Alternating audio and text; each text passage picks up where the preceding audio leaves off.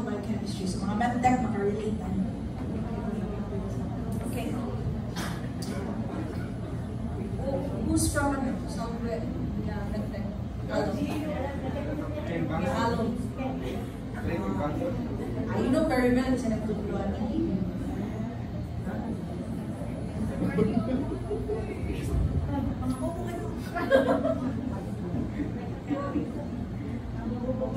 Second generation. Second mga bata. Third na siguro. Grabe na talaga.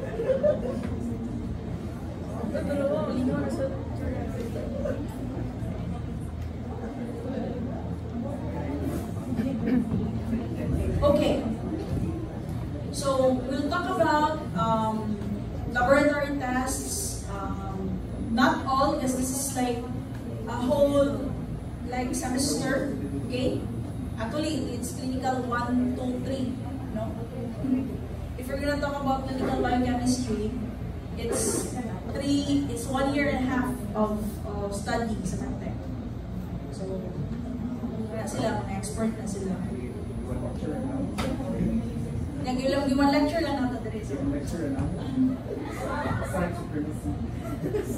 But you need to know that you won't know what to demand. Kasi, for example, when you order tests ba, it should be the consideration of the patient, the necessity, and what's your rationale, why are you ordering? So for example, you ordered tests for a 55-year-old woman and you included PSA.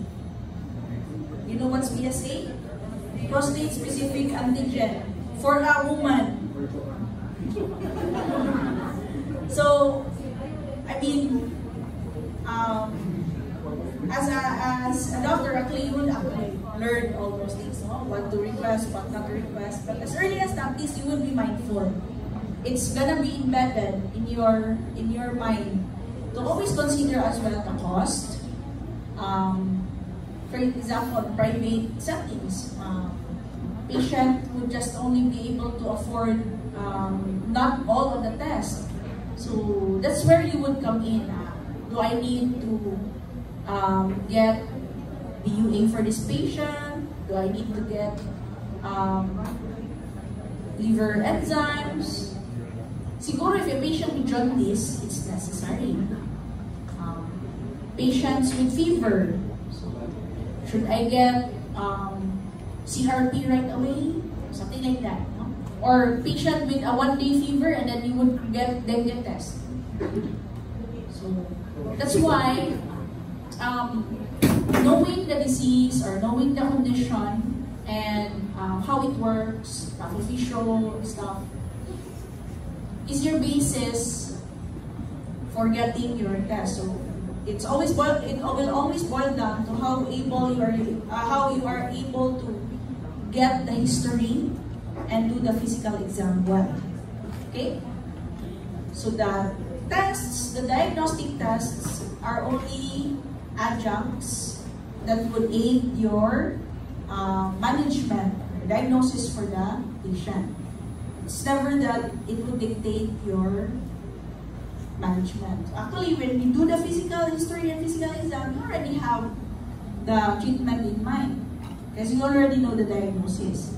The tests are there just to confirm, say, for prognostication at some point, or some would also be used for getting what kind of drug that I should give, although I have an idea that I will give this drug, so something like that. Okay?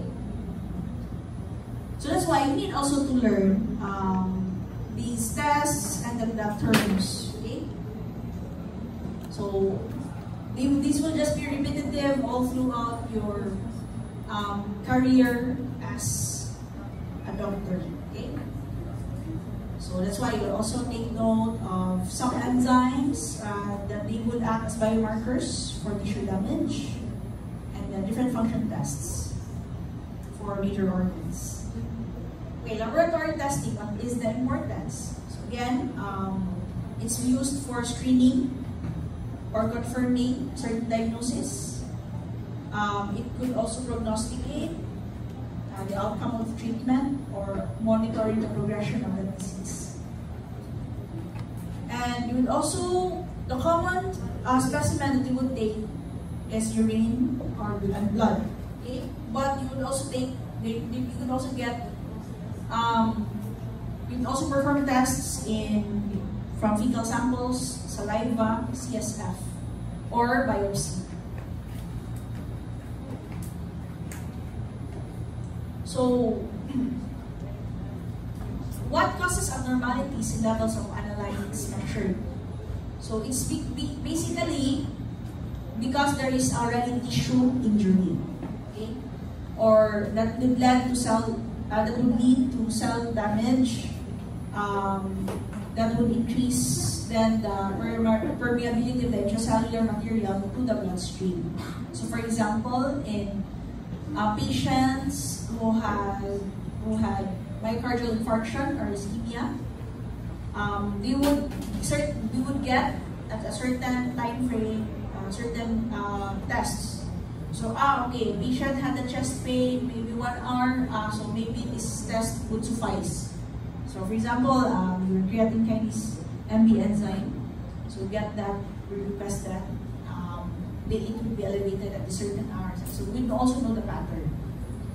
Leakage of potassium into blood for patients who have chemotherapy. Okay. So, why? Because sometimes as the chemo is killing the cancer cells, so of course potassium is what? Extra intracellular. It's the where? Extra or intra? Intracellular. So if their cells will burst, you expect there is increase of potassium. Then you could also have synthesis of proteins and hormones. So CRP, so it's an acute phase reactant.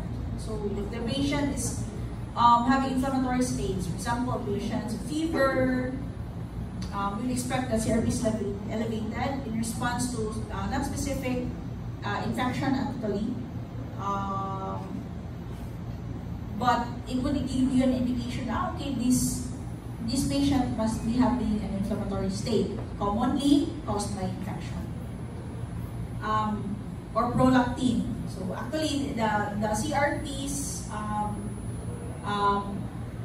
is not so specific. You need prolactin to conclude if this is caused by bacterial infection, or it could also give us an idea the patient might be going into sepsis already. Then also have the inability of organ to excrete or metabolite or a compound. Okay, metabolize, that's the term.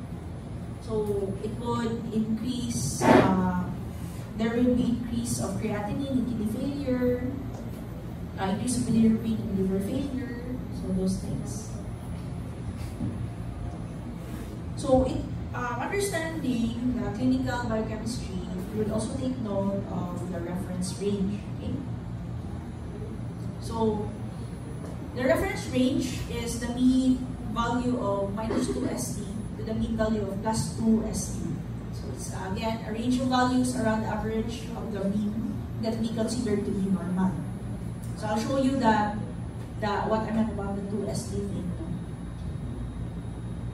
So that just means that 95% of the values, they should fall at that level.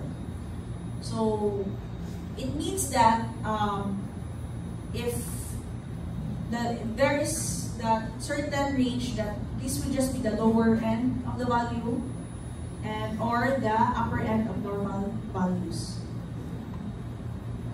So this could be a result of variations between individuals, or the range that is taken with around the mean. So this is what I mentioned, 95% of target population. So it's different. That's why you don't compare, no. For Japanese, you have a different reference range, because this is based on your population. For Filipinos, also have a different reference range. So that's why in the laboratory for medtech, we worked in the laboratory, had the chance to work as a medtech too. Like, real jud ba nga medtech jud ba nga? Nilang flebo. Nilang flebo ba? Kanan yung nag-run to machine.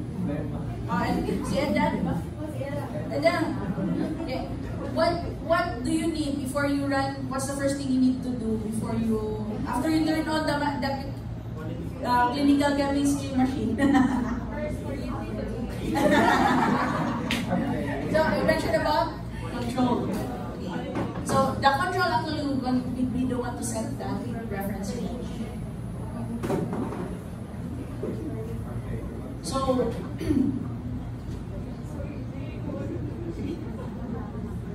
so again, this is the Gaussian distribution. Okay, this is what we call as the normal distribution. As you can see, the shape is a mountain. It's a bell-shaped curve. And it's assumed that any measurement values will follow a normal distribution with an equal number of measurements above and below the mean value. So in order to understand normal distribution, it's important that you would know the mean, the median, and the mode. So what's the mean? How would you calculate the mean? So you add all the, and then divided by the number of those numbers, no? How about the median? So a series of numbers, you look for the middle number. How about the mode? The ones that is being repeated. Here, the mean that is calculated average of all values. Okay, the median is the center. Then you have the mode that is your frequent, most frequent. If the values are normal, or the distribution is normal rather, the mean, mode, and median are normal, are the same. But there are times that if they have differences, so you would follow that the Gaussian is skewed at this side or at this side. Okay. So you have the 1 plus minus 1 SD will have 68.2 of values. The mean of plus minus 2 SD has a 95.5% of values. And then the mean of plus minus 3 SD is a 99.7% of all values. Okay? So but this is usually what we want to achieve. 95.5. So again, 95% is the value that we are looking for. If above or under that is considered abnormal. So again, this is what I want to drive through to your hearts and minds. Okay, correlate the laboratory result with the clinical condition of the patient. Okay? So do not let the result influence, okay, your decision making for the patient. So again, these are the normal glucose reference range. Just an example. Talk about glucose. No need to memorize that. Just do that. So okay, standard deviation. What's the standard deviation? So it's a measure of how spread out the values are. It's a symbol with the Greek letter sigma. Okay. Formula, it's the square root of the variance. Okay. So familiarize lang with the calculating the standard deviation. Have you done that sa PCM? No? Did you? You don't? Seriously? Okay, at your level or even sa research, you're asked to do those things. Laboratory results is how we would want to see if what we have is reliable or not, or valid or not. So, for a new test or method, we need 4 questions. If the method is precise, accurate, sensitive, or specific. So, what is precision? What is accuracy? What is sensitivity? What is specificity? So, when you talk about precision, it talks about how that method is being reproduced. Okay? And if the results that is produced by that method is consistent. Okay? When we want to measure it again and again, If it has the same marks, so that's precise. You would say that method is precise. It depends actually on systematic errors. When the results are tightly clustered, I'll show you a cartoon later for that. When the measurements are tightly clustered, you say, okay, these measurements are precise. So whether if the cluster is near the reference value or not.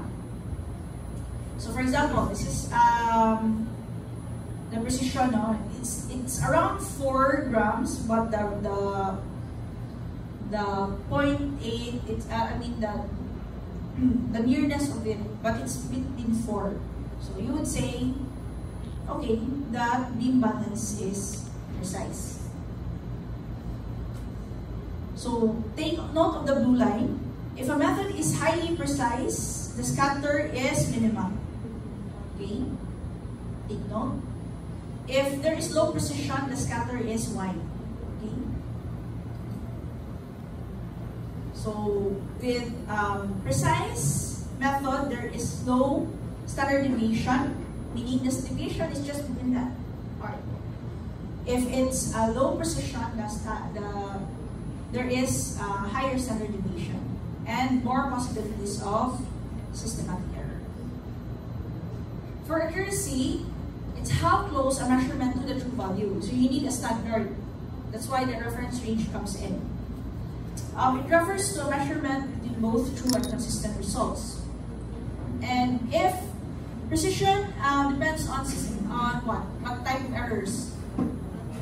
Precision depends on systematic. Accuracy, on the other hand, depends on random errors. So this is true when the results encircle the reference value, and then their average value would reflect the reference value, more or less. So for example here, the beam balance is accurate because it's able to give the accurate weight, right? So to give you an idea, okay, in this, on the upper left here, you would say that the method has low precision and is also not accurate. Why? Scattered. In the opposite to that, on the right, you have high precision because the dots are close to each other, but it did not hit the mark in the standard. So it's low accuracy. High accuracy because it's near the standard, but the precision is low because it's not close. So you'd want a test that is highly accurate and also highly precise. It hits the mark, and that the results, the repetitive measurements are also the same, are close to each other.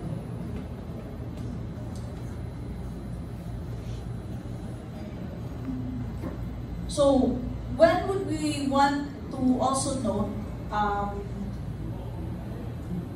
what is the lower limit of reliable detection? How little of the analyte can be determined reliably? So you need to talk about true positives, or the ability of the test to correctly identify people who have given a disease or disease in terms of, I think these are PCM principles as well. This is a review for you. The more sensitive a test is, the fewer false negative results is produced. Sensitivity, false negative. You would want to know that there is few false negative. So opposite to that would be the true positives. Specificity, it's the issue of confidence, that you would say there are true negatives because the test will exclude individuals who do not have a given disease or disorder. And the more specific a test is, there will be few false positive results. False positive results.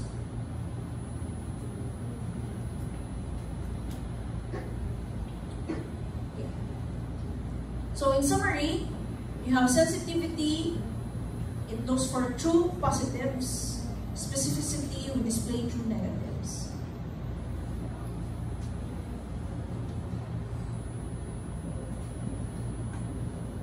So how would we assess the validity of a laboratory test?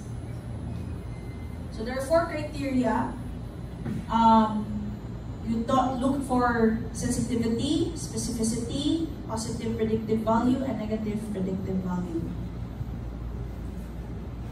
So the sensitivity and specificity of tests are inversely related to each other. So this is the formula. Sensitivity equals the number of true positives over number of true positives plus the number of false negatives, meaning in total of the population. Number of true positives over number of total number of sick individuals, then you would have the positive test. Specificity, true negatives, diba? So you would want to look for those with true negatives, so over the total of the population. So true negative plus false positive. So, but we need to get the positive predictive value. No? So it will refer to the percentage of positive results that are really the true positives. So for example, 20 individuals had a positive screening test for HIV.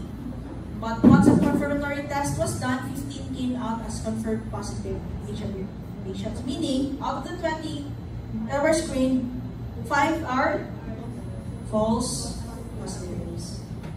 So that's why you need to get the positive predictive value. Negative predictive value refers to the percentage of negative results that are true negatives. So for example, 20 individuals tested who had negative screening results for HIV. 3 months, there was a retest, 16 individuals tested negative, but 4 had positive results. So there is false negative. So when you think about predictive value of a test, you would want to see, so this is how it is applied. Patients could come, doc, if my test is like that, doc, how sure is this? Something like that. Or if you want to explain to a patient that the confidence of a certain test or method or a certain treatment, so you would use this. So for example, if the test was positive, how likely is it that he really has the disease? How worried should the patient be?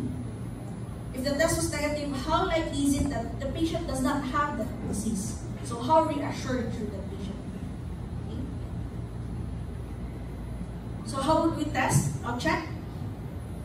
So we'd use this. We'll make a diagram. No?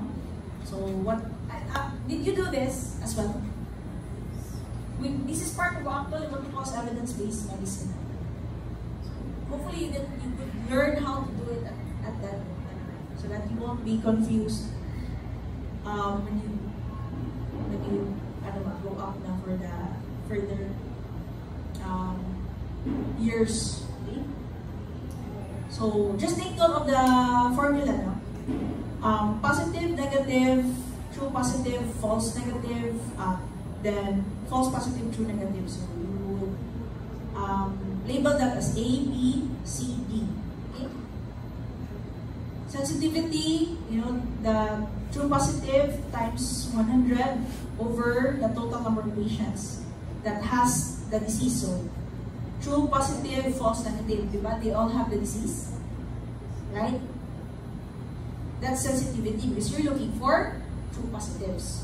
Specificity, since you're looking for negatives, so we compute for the true negative over those who don't have the disease, even if they are false positive, right?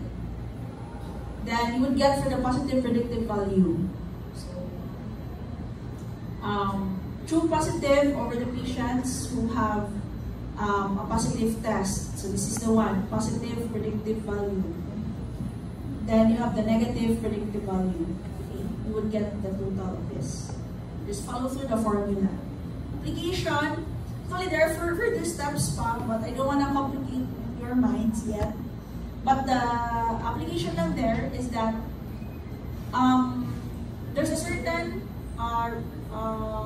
value that we're looking for, and if this is increased or if this is increased, it would give us an idea of the decision when we want to advise for the patient. So, hopefully this could be taught in your PCM as well. Is it? Was it? No? That there are more values, right? So, your likelihood ratio, odds ratio, something including and that's good that you are being taught at your level. Okay, organ function tests. So don't worry, we're already on slide 34 of 71.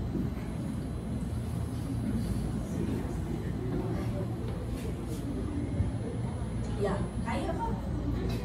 So, tests of kidney function, liver function test, thyroid, adrenal, markers for cardiovascular risk. So these are just more, but there are more pa, but we're just gonna discuss these things. So kidney function, actually, one simple test. If you think the patient cannot afford for a creatinine, just request for urinalysis. Because it gives you an idea. It assesses physical, chemical characteristics of urine. So what are physical characteristics? When you see a test result, color, odor, appearance. So how would you describe if it's color? Yellow, blue, violet, RGB, rainbow. No, so dark yellow, light yellow. Usually that's red, orange. Well, actually I haven't done from an orange urine, but usually it's like yellow, dark yellow.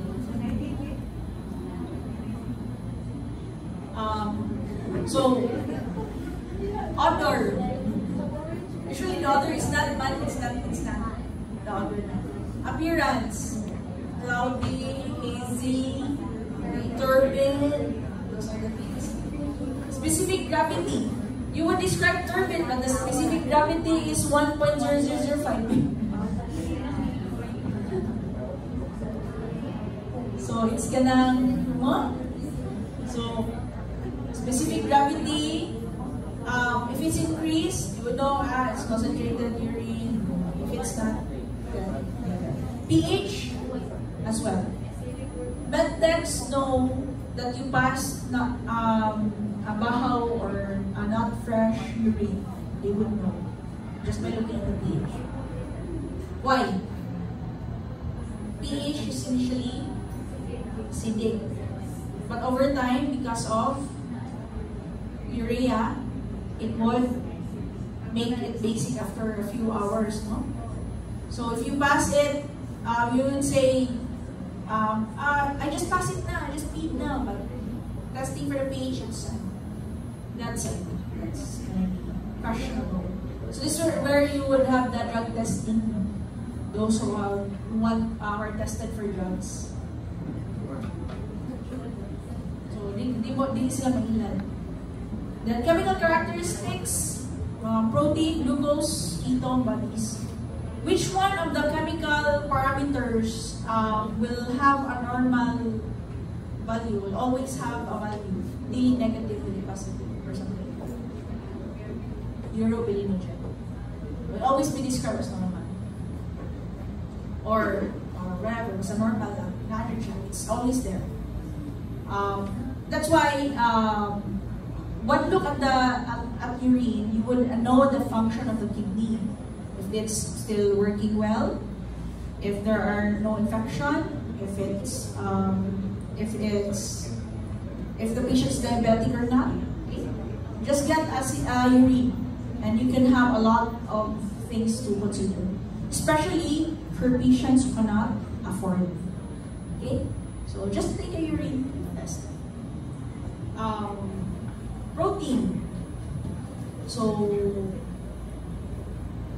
usually, ideally, you don't detect protein in urine. Okay? If it does, meaning there is a glomerular damage in kidneys. Okay. So a marker of renal disease is when you see proteinuria. Then albumin, usually would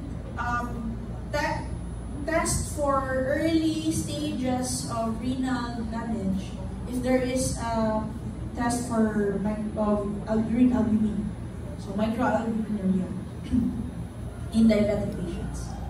Okay, if there is more than 4+ protein in urine, you would expect clinically the patient is edematous. But there are some not, meaning the other type, but basically it would coincide. So urea and creatinine. So these are what you call as your EFs, no? It's an it's a product of metabolism, your amino acids, and then they would be deaminated to produce ammonia in the liver, and they would be converted to your urea through the liver enzymes. So again, if this is also elevated, especially in the blood, you would see that there is kidney damage or there is an ongoing renal disease. Same with creatinine. So this is actually from your skeletal muscles usually. Okay. So both are excreted in the urine. If the concentration is increased, meaning there is renal failure. But usually you would find it, you just get blood sample, it is increased, then you would have an idea.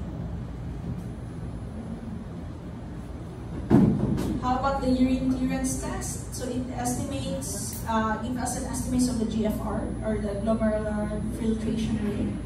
So it's used to detect early stages of renal failure. So you would get plasma and creatinine, and urine creatinine. You would want to check for the analyte after 24 hours of the urine. Then you would compute. You would say, okay, this is the clearance test. But this is not usually done. Have you tried mga medpecs? Clearance test? EGFR na. Compute that with EGFR. Liver tests. Okay. So, liver tests, this is the irony of paradox of determining GI diseases, aside from clinical. So usually, they would rely on imaging studies because the symptoms of the GI tract is fake.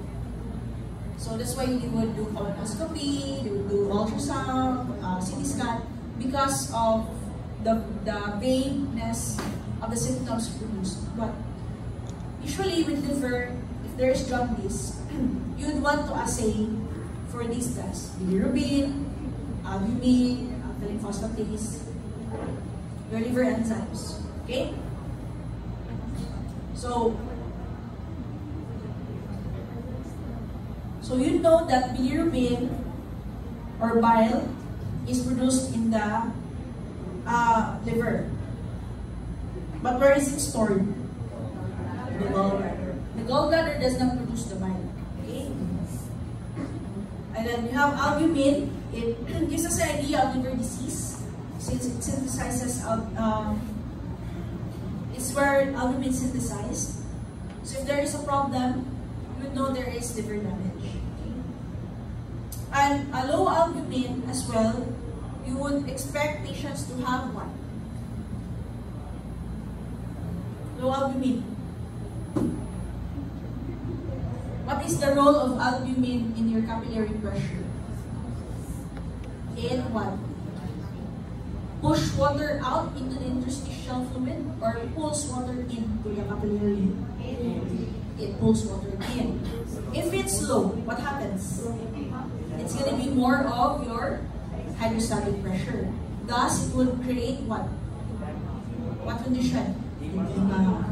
So if albumin is low, you would know clinically your patients have bloated stomach or distended stomach, or what? There's ascites, yes, and what? Edema at the ankles or generalized edema. Albumin. Alkaline phosphatase. So it's a liver enzyme it will detect liver lesions, usually with biliary obstruction. Okay? Your aminotransferases, so SGPT, SGOT. Which one is SGPT here? Your ALT. Yeah, SGOT is the AST. So the one that's actually specific SGPT. So even with SGPT alone, you can just because having two is actually expensive. So usually, if I think about my patients, I would just order CBC, UA, creatinine, SGPT for those basic things. I want to, because I mean, you would have an idea na number. So, prothrombin time, again, what are we looking for pro time? Clotting factors, right? Especially those, what clotting factors? 9, 10, 7, 2. What are they? Vitamin K factors. Okay. So again, it would indicate liver disease or vitamin K deficiency. If the liver is damaged, patients are prone to have bleeding tendencies. So GGT is associated with alcohol ingestion, disorders in the biliary or the pancreatic tracts. Okay. Same with 5-FP. Okay. AFP is normally produced by the fetal tissue, but could also be produced by tumors, especially affecting the liver, so liver CA. Then you have the AMA test. It could indicate biliary cirrhosis, active hepatitis, or autoimmune disorders. Okay. How about thyroid function tests? So, your thyroid gland produces the hormone thyroxine and your triiodothyronine. Actually, okay, later na lang as we go through that. So, we would want, initially, we would want to just get first the thyroid stimulating hormone. So if you're gonna look into the axis, TRH released from the hypothalamus, stimulate your neuropituitary to produce or release TSH. Then TSH, on the other hand, will stimulate your T4. Then T4, once it has this, it also, also have your active form or triiodothyronine. Usually, T4, if you're gonna look into the feedback mechanism here, if there is a lot of your T4, T3 in the periphery, it would give a negative feedback loop, and thus your TRH and TSH are inhibited. But if there is none, so this is the time that they would produce.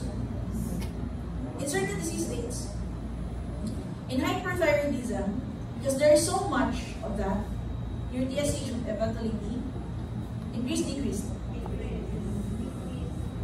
If too much thyroid hormones in the blood, TSH is decreased. Because why? Of the negative feedback. On the other hand, if there is no hormone, TSH should be. So the best screening, so-called standard, is you get TSH first. Don't request thyroid panel right away. TSH first. Unless if there's established thyroid disease. But if you're still like on the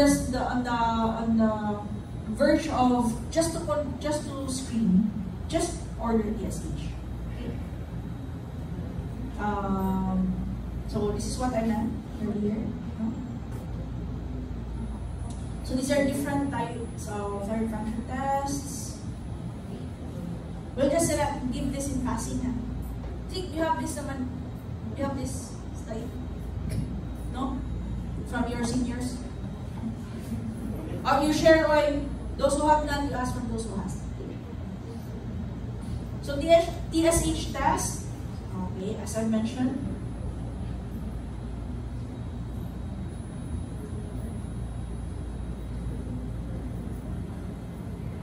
have the D3, D4. So this is where you would need to diagnose your hyperthyroidism just by looking at the D3. And then D4, it measures the boundary-free hormone.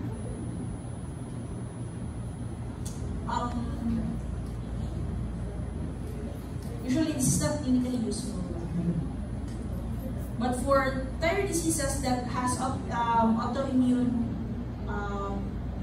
that is the autoimmune thyroid disorders, you'd want to get antibody tests. Okay, so peroxidase, anti-TPO, and then the TSH receptor antibody, and of course your thyroglobulin. So it's a test for monitoring check prognosis of post-op patients, especially those with thyroid cancer. Okay. We also have adrenal function test. I know you're familiar already because these are part of your SGD, diba? So that's why I'm just like brushing through. But these to study, okay? So adrenal function test, diba? Hyperfunction is Cushing, hypo is Addison's. Okay? And you would want to know which one is which, right? So that's why you want to perform a test. So again, feedback mechanism secretion, corticotropin releasing hormone, then stimulates ACTH, and then ACTH on the other hand would stimulate cortisol. Then you have the feedback mechanism. Okay, still do the negative feedback principle of the HP A axis. Okay, so. Again, take note. So when to draw blood sample, because the production or the release of cortisol is pulsatile, so you would want to take it from bed around 8 AM. Then if there is hyperfunction, so you would want to suppress, okay? Then give dexamethasone. That's why it's called dexamethasone suppression test. So it could also be rapid or prolonged. And these are the steps. Would you want me to include this in the test? No. Just read lang yan. Get the principle. Okay? A patient, 56-year-old patient, obese. You know that it's obese.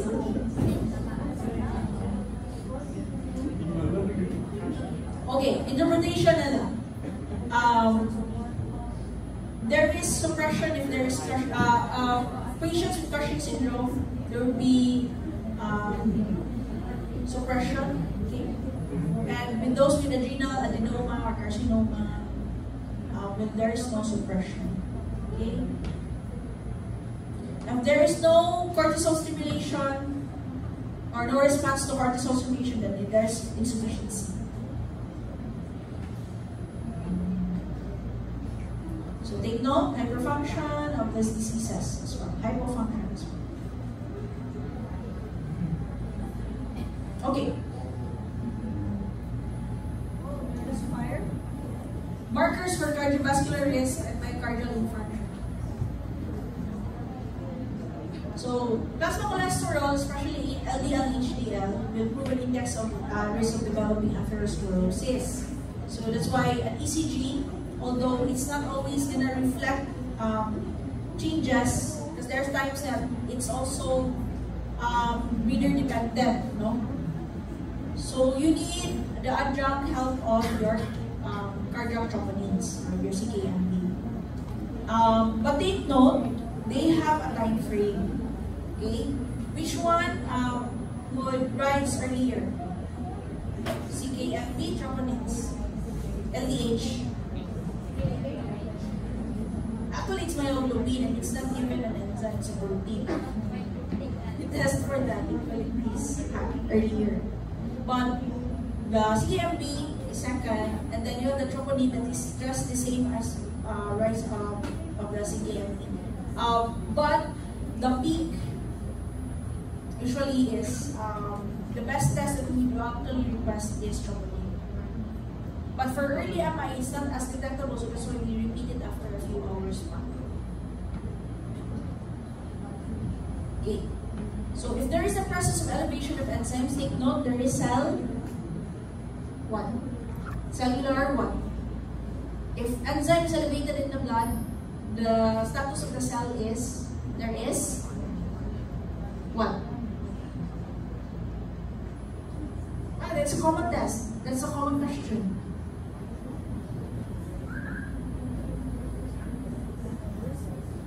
Yeah, what does it mean if the cell will burst? Cell lysis or cell injury. Alright, so I think that's it for our topic. Let's now go. Pwede na naman ako sa during our time, we do watch movies. That's how studious we are. We stay in the classroom and watch movies. Without it's not allowed. So you can turn on the lights. And see you next week for the reporting. How many groups? 22. Time limit? 5.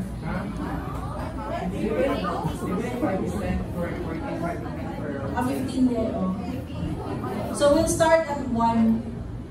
Okay. We'll draw lots, to be fair. We're gonna ask the class to prepare for the draw lots. So